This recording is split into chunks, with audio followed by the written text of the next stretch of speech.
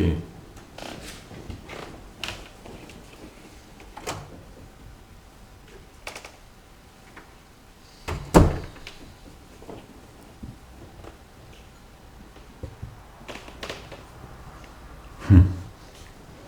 Ok, Krishna vous pour toujours à la bonne page des livres. Om Namo Bhagavate Vasudevaya. Om Namo Bhagavate Vasudevaya. Om Namo Bhagavate Vasudevaya. Om Namo Bhagavate Vasudevaya. Om Namo Bhagavate Vasudevaya. Om Namo Bhagavate Vasudevaya.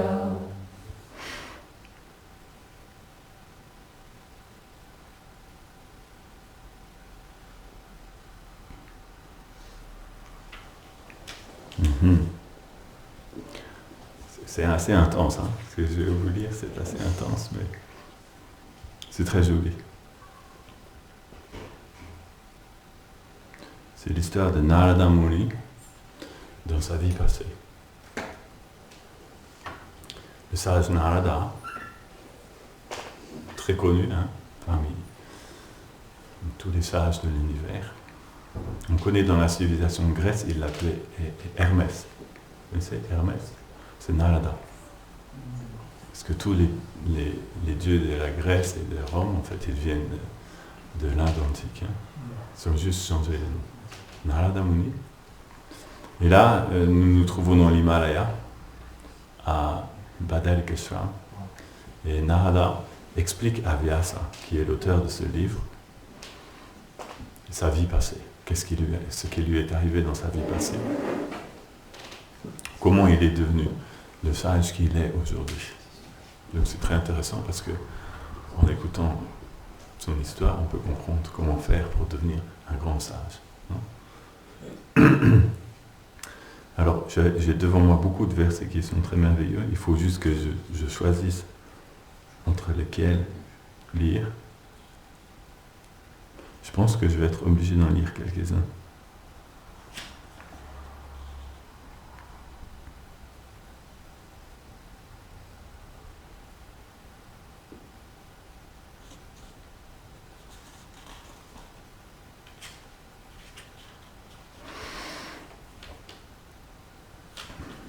Parishrantendriyatmanam Tritparito Bubukshitam Snadva Pidva Radhenadya Upaspristo Gatasmaram Tasmin Nirmanujiranye Pipalopashta Ashritaha Atmatmanam Atmastam Yata Shrutam Achintayam.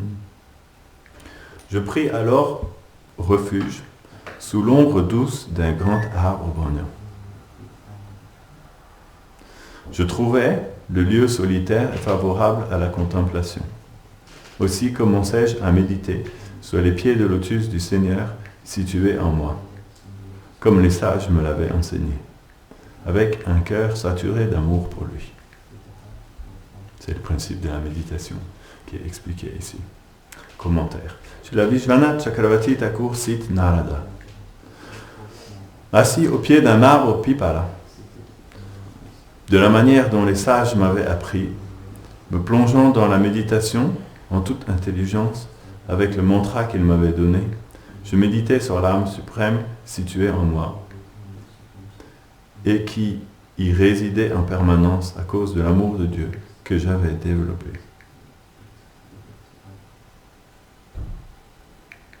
Je lis le verset suivant. Si on se laisse prendre, on va lire toute l'histoire. Dhyayatas charanam bodra bhava nirjita chetasa utkantyasru kalakshaya ridyasmin me shanair hari. À cause de mon intense sentiment de séparation pour lui, le Seigneur commença à se révéler doucement dans mon cœur. Je fus alors submergé par un bonheur indescriptible et des larmes débordantes d'amour coulèrent de mes yeux. C'est beau, hein? Commentaire.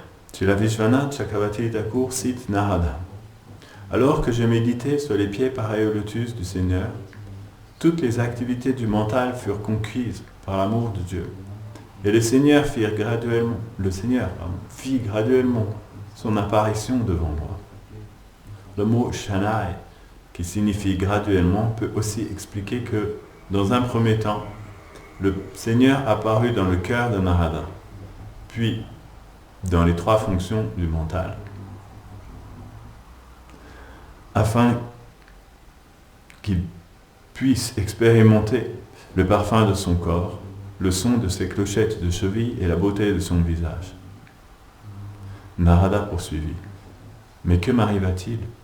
Des larmes ruisselèrent de mes yeux à cause d'un ardent désir.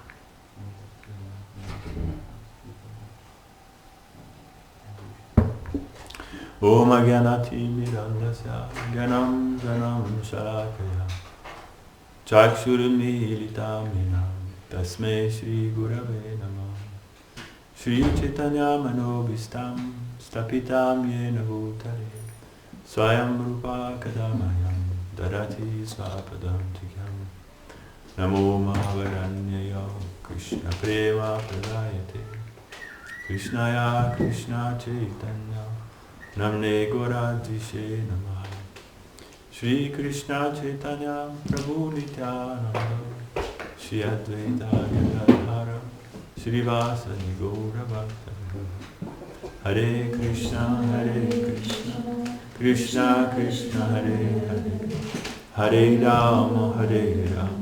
Rama Rama Rama Hare Hare Vanchakalpatarubhyascha Kripa Sindhubhya Cha Patitanam Pavanibhyo Vaishnavibhyo Namo Namo Mukam Karoti Vatsalam Pangum Rangayate Girim Yat Kripam Tamaham Vande Shri Guru Dinataram. Est-ce que quelqu'un pourra me donner un petit peu d'eau, s'il vous plaît? J'ai mon corps qui est sec. Donc, il faut que je remette ça dans le contexte. Narada Muni explique à Vyasadeva. Donc Vyasadeva, c'est le sage qui a écrit tous les Védas. C'est pas n'importe qui. Il vit à Badarikashram dans les Himalayas. Et Vyasadeva vit depuis très très longtemps. De génération en génération, Vyasadeva, lui, ne meurt pas. Il voit les êtres vivants naître et mourir, mais lui, il reste en vie. Et ce jour-là, Narada Muni est arrivé. Il est venu le voir et Vyasadeva lui a posé certaines questions.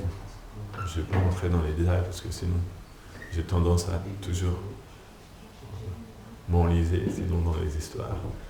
Et là, il faut qu'on arrive à ça. Et Narada Muni, pour répondre en fait à ces interrogations, merci, a décidé qu'il allait lui raconter l'histoire de sa vie passée. Histoire très instructrice pour nous tous et tous les êtres.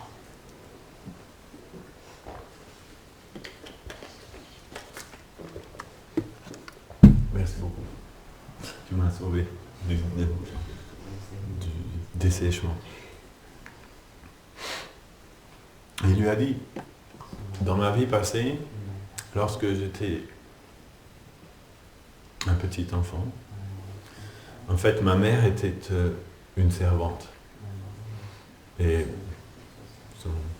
son activité consistait à servir différentes personnes. Visiblement, il n'avait pas de père, on ne sait pas, il ne parle pas de son père. Peut-être qu'il était seul avec sa mère. Et il dit, un jour, alors que j'avais 5 ans, des grands sages sont venus dans notre village. Et comme c'était la saison des pluies qui commençait, on appelle Chaturmasya en Inde, ça commence au mois de juillet, août, septembre, octobre, début juillet. En gros, il pleut beaucoup.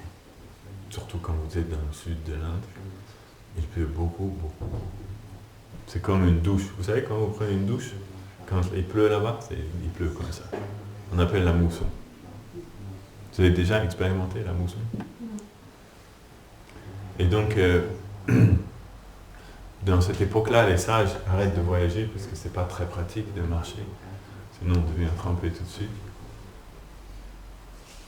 Même si, comme c'est l'Inde, c'est pas de la pluie froide, c'est quand même de la pluie chaude. C'est un petit peu mieux que la pluie d'ici. Mais ça trempe quand même beaucoup. Donc, normalement, les sages, ils arrêtent de faire leur pèlerinage autour de la terre. Parce qu'un sage, normalement, il marche de lieu en lieu pour apporter son message à différentes personnes. Il s'arrête pendant 4 mois pour se reposer un peu et pour se recentrer, on va dire. Se recentrer, s'absorber un petit peu plus dans sa vie intérieure. Et là, il y avait 4 sages qui étaient arrivés dans son village et sa mère a été engagée au service de ces sages pour pouvoir les aider dans la vie de tous les jours. Peut-être nettoyer là où ils vivaient.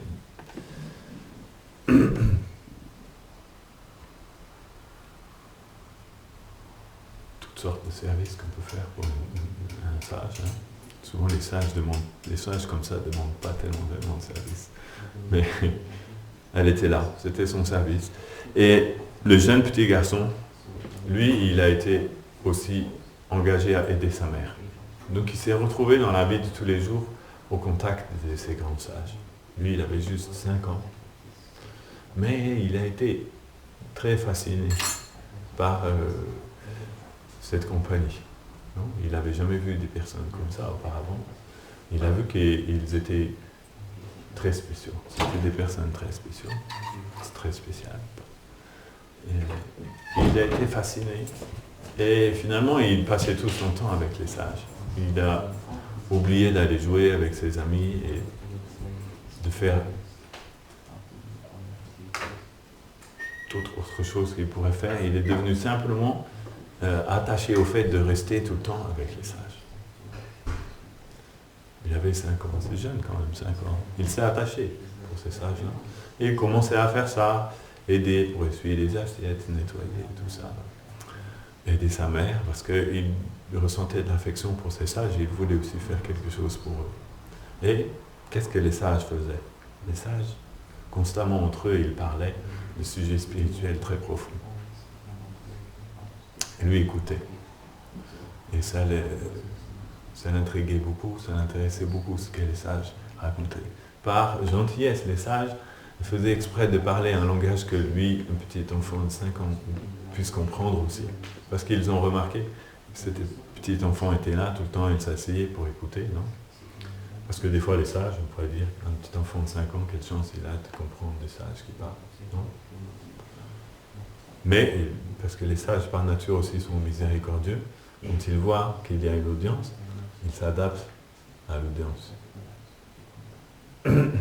Et donc, à écouter jour après jour le message de ces sages, il a développé un attrait très profond pour les sujets dont ces sages parlaient. De quoi ces sages parlaient-ils? Les sages parlaient de Krishna. Ils parlaient de l'être suprême. Ils parlaient de la personne qui est à l'origine de tout ce qui existe. Sarva Karana Karanam. On appelle celui qui est la cause de toutes les causes. Parce que c'est ça le sujet des discussions des grands sages. Il y a différents niveaux de sages. Il y a les sages, les petits sages, les moins sages et les grands sages. Si on résume en 3 catégories. Bien sûr, il peut y avoir aussi des sous-catégories. Les petits sages, les petits moyens sages, les différentes catégories. Il y a aussi les sages médiocres. Ça existe aussi. Et il y a les grands sages. Là, en l'occurrence, c'était des très grands sages qui sont venus dans ce village. Les grands sages parlent toujours d'un seul sujet. Ils parlent de la cause de toutes les causes. parce qu'ils ont compris que ça ne servait à rien de discuter d'autres choses. Non? S'il y a quelque chose qui est la cause de toutes les causes, autant essayer de comprendre ça, et comme ça, on fera d'une pierre plusieurs coups. C'est une logique des sages. Les sages sont des personnes qui savent aller à l'essence des choses. Un sage vit la vie dans son essence. Et il oublie les choses superficielles et secondaires, il met ça de côté, parce qu'il comprend que la vie est courte. Autant se concentrer sur ce qui est essentiel. Non, la vie est courte, non? C'est passé plus vite que vous pensiez, non? Combien d'années déjà? C'est passé vraiment plus vite que ce que j'ai pensé. Et voilà, on se retrouve là. Donc il discutait de la cause de toutes les causes et comment, dans les Écritures révélées, les Écritures des Védas, il est expliqué que cette cause de toutes les causes est une personne magnifique et sublime,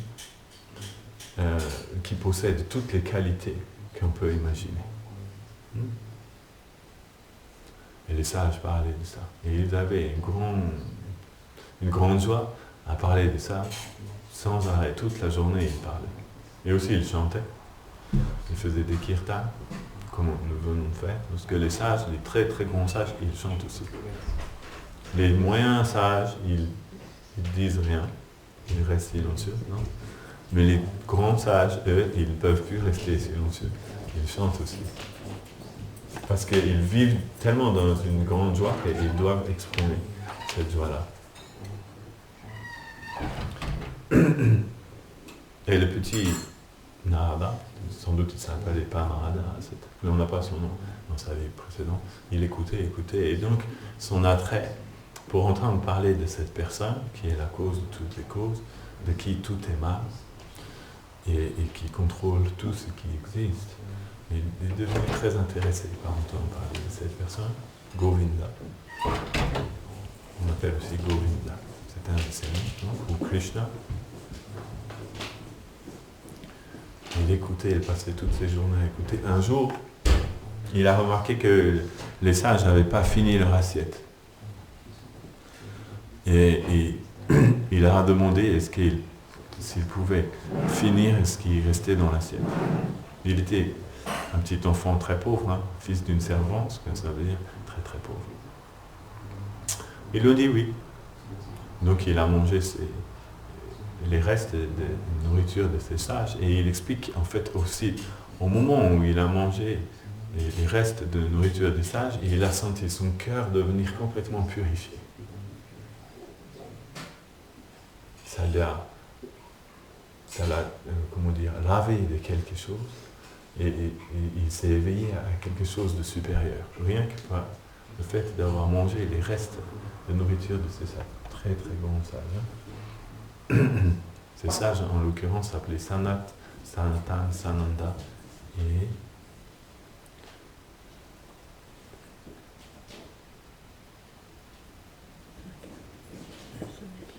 Sanaka, Sanatana, Sanat et Sananda. Ils sont les 4 fils de Brahma. Ils sont de très très grands sages dans l'univers. Très purs. Et donc, sa vie est devenue beaucoup transformée à ce petit garçon. En fait, bien qu'il n'avait que 5 ans, il s'est retrouvé très absorbé dans la transcendance. Il a passé sa journée avec les sages. Finalement, il est devenu un sage, lui aussi, dès 5 ans. Très rapidement, en 4 mois d'association, il est devenu comme on va dire, un petit sage. Petit détail aussi, et débutant aussi. Mais il a fait quand même, il n'est pas resté débutant aussi rapidement, il a progressé très vite parce que c'était des grands sages. Dans la compagnie des sages, on progresse très vite. Mais au bout de 4 mois, les sages ont décidé que maintenant, ils vont repartir. Les 4 mois de Chaturmasya étaient finis, la pluie était finie. Ils ont aussi un devoir, une mission. Il faut qu'ils aillent continuer de partager leur message avec d'autres personnes. Et le petit enfant, lui, comme il n'avait que 5 ans, il a dû rester avec sa mère. Hein. Et il est devenu tellement triste de voir les sages partir et il s'est demandé qu'est-ce qu'il allait devenir. Parce qu'il avait développé tellement d'appréciation pour être avec ces sages. Mais ils sont partis. Avant de partir, ils lui ont donné l'initiation. C'est-à-dire qu'ils lui ont donné des instructions. Ils l'ont accepté comme leur disciple et ils lui ont donné un mantra à chanter. Petit enfant de 5 ans. Et il a pris ça vraiment à cœur. Comme ils sont partis, il s'est vraiment concentré sur la pratique qu'il lui avait donnée. On appelle sadhana. Les sages nous donnent une sadhana, c'est-à-dire une pratique spirituelle à accomplir dans notre vie de tous les jours qui va pouvoir nous maintenir, nous protéger des influences de ce monde et graduellement nous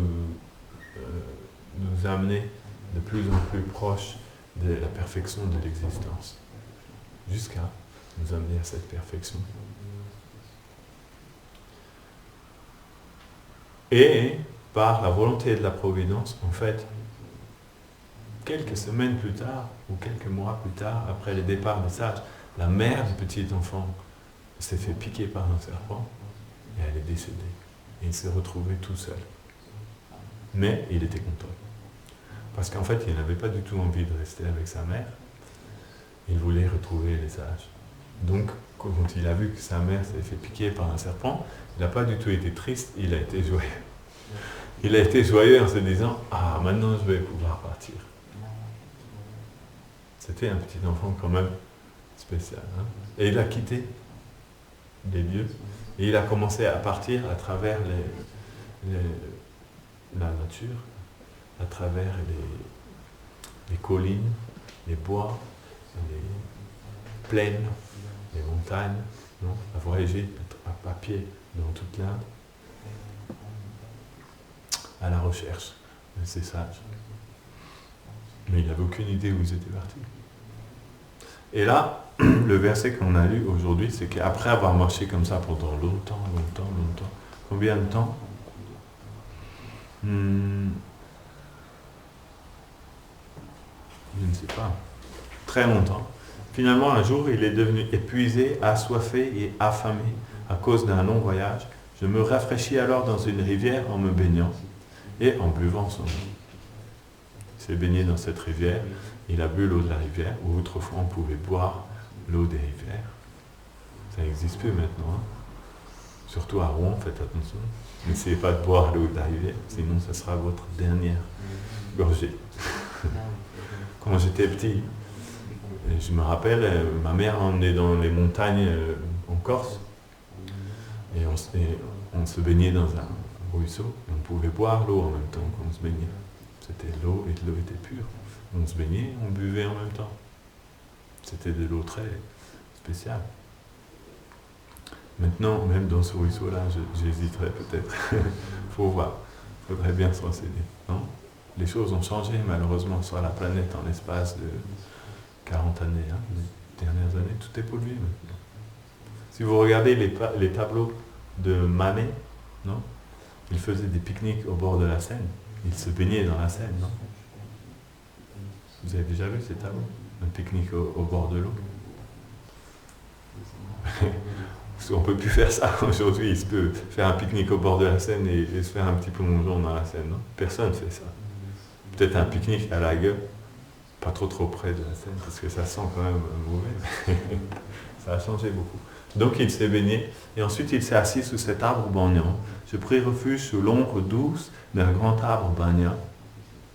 Je trouvais le lieu solitaire et favorable à la contemplation. Aussi, commençai-je à méditer sur les pieds de lotus du Seigneur situés en moi, comme les sages me l'avaient enseigné, avec un cœur saturé d'amour pour lui. Donc les sages lui avaient enseigné ça.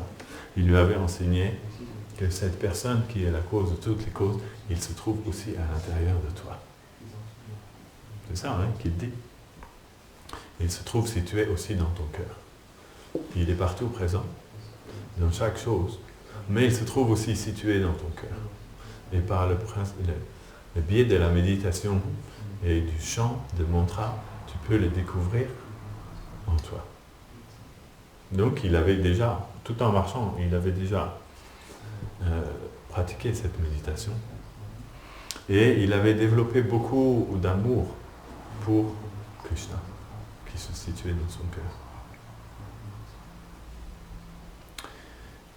Et il avait développé le sentiment de vouloir rencontrer cette personne. Parce que les sages lui avaient expliqué aussi que cet être qui est à l'origine de tout ce qui existe, il possède une forme merveilleuse, qui est définie par 3 mots, Sat, Chit, Ananda. Sa forme est faite d'éternité, de connaissance et de félicité. Ce n'est pas un corps comme nous. Non? Il n'y a pas de peau ou des os. Le corps de Krishna est fait d'éternité, de connaissance et de félicité. C'est ça que les sages lui ont expliqué. Parce que c'est ça qu'enseignent les Védas. Quiconque lit les Védas va apprendre ça. Sat, Chit, Ananda. C'est une des premières choses qu'on découvre dans les Védas. Et la transcendance est faite d'éternité, de connaissance et de félicité. Sat, Chit, Ananda, Vigraha. Mais elle possède aussi une forme. Et les sages lui avaient appris que cette personne, la forme de cette personne est magnifique. Il ressemble à une fleur de lotus. Il a la beauté d'une fleur de lotus. Vous avez déjà vu une fleur de lotus? Oui. C'est joli, c'est très délicat. Il a la beauté d'une fleur de lotus bleue. Parce que son corps est bleuté, comme une fleur de lotus, ou comme un saphir. Et il a des yeux en forme de pétales de lotus. Les ongles de ses mains ressemblent à des lunes qui brillent. C'est pas une personne tout à fait comme nous. Et il a des lèvres rougeâtres, la couleur des cerises. Et les paumes de ses mains et les plantes de ses pieds aussi sont de couleur rougeâtre, comme un lotus rouge, cette fois-ci, un lotus rose. Et chaque partie de son corps est d'une beauté infinie, non? Comme les proportions parfaites. Vous ne pourriez pas imaginer un poignet plus joli. Vous ne pourriez pas imaginer des chevilles plus merveilleuses. Non? C'est ça l'explication que les sages lui avaient donnée. Donc le petit Narada, il s'est assis en méditation. Il avait développé beaucoup d'affection pour cet être divin. Et il a commencé à chanter son mantra et à méditer. Et il dit, à cause de mon intense sentiment de séparation pour lui, le Seigneur alors commença à se révéler doucement dans mon cœur. La forme sur laquelle il méditait a commencé à apparaître doucement dans son cœur. C'est ça la méditation. La méditation, ça veut dire que ça amène une expérience de la transcendance. Il dit alors, je fus submergé par un bonheur indescriptible. Donc on ne va pas pouvoir le décrire malheureusement, mais il a été submergé par un bonheur indescriptible. Ça veut dire que ça devait être quelque chose quand même. Il ne pouvait même pas décrire ça. Et des larmes débordantes d'amour commencèrent à couler de mes yeux. C'est un symptôme d'extase. Lorsque quelqu'un expérimente quelque chose dans la méditation qui est débordant de joie, parfois des larmes vont couler de ses yeux. Non, les très très grands sages, ils pleurent. Les petits sages, ils ne pleurent pas beaucoup. Mais les grands sages pleurent beaucoup parce qu'ils vivent quelque chose. Vous comprenez? Le petit sage, c'est celui qui fait, entre guillemets, semblant d'être un sage. Il se met comme ça aussi, il fait semblant de méditer, mais il n'y a rien qui se passe. Non? De nos jours, c'est très répandu comme ça, la méditation comme ça. Tout le monde fait comme ça. Mais qu'est-ce qui se passe à l'intérieur? Rien du tout. Ce sont des petits sages, débutants, c'est pas grave. En continuant et en approfondissant notre méditation, petit à petit, il va se passer quelque chose. Si nous sommes bien guidés dans cette méditation. Mais les grands sages pleurent beaucoup. Donc on voit qu'il avait quand même atteint un certain niveau de pureté que le Seigneur est apparu dans son cœur, dans sa forme, comme ça. Maintenant, si vous permettez, je vais vous lire les versets qui suivent, parce que c'est très joli. Plongé dans un océan d'extase. On n'a pas expérimenté ça encore. Un océan d'extase.